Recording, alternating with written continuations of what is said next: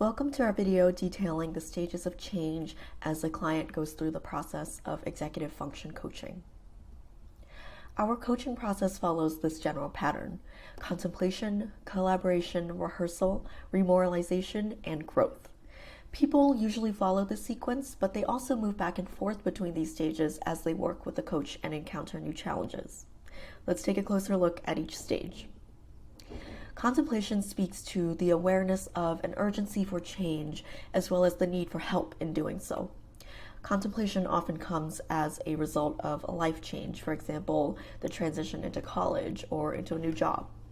These types of changes encourage people to think about how they can best meet the demands of their new circumstances. Sometimes this means that the client realizes ways that they have functioned and worked in the past are not as conducive to their current environment. Although they know that change would be beneficial, they might struggle in figuring out how to attempt this change on their own. Realizing the need for support and help is an important first step in taking action.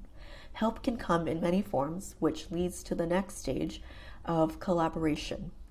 This involves identifying a partner in change and creating a plan with realistic, actionable steps.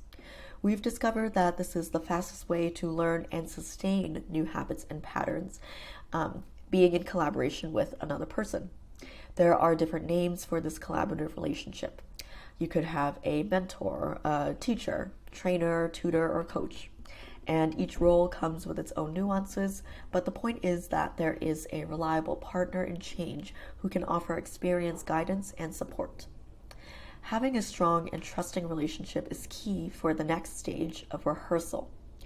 Rehearsal is the process of practicing plans and new skills with thoughtful feedback that focuses on both the process and the outcome. In order for rehearsal to lead to sustainable change, we emphasize the importance of trust in the coaching relationship. Part of the coach's role is to monitor the client's progress and whether or not the techniques and systems being used are actually working for the client. Additionally, the client can trust that they can be open with the coach in communicating if things are going well or not. Steady practice and feedback then leads to remoralization. This is the experience of feeling capable and competent again after successfully rehearsing and executing plans. Realistically, there will be setbacks and obstacles in the process of coaching. A client might be hesitant to approach coaching in the beginning. It might take some trial and error to find a planning system that really works, or an unexpected life change might throw the client for a loop, for example. The important thing is that the client and the coach are working together through these challenges, and they're identifying even the little wins that come their way. With each win over an obstacle, the client can reflect on their experience and see how far they've already come, which can lead to a feeling of accomplishment and competency in their work. This energy of remoralization ultimately fuels growth. Growth speaks to working through the inevitable setbacks and recognizing that success in one thing can lead to newer and bigger challenges.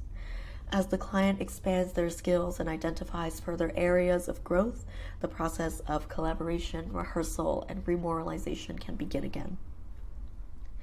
While the stages of change are listed here in this order, it's important to remember that people do move through these stages in other orders and often repeat these stages depending on where they are in their overall journey. Additionally, a client might find themselves in one stage for longer than another. The rehearsal stage in particular is important in exploring different methods of working that are sustainable. As a result, clients might find themselves practicing and rehearsing skills with their coach for much of their coaching experience. However, all of these changes contribute to the client's overall growth. We use this as a model to parse out where clients are coming to us from, which then informs coaching goals and the support that we can offer to each client.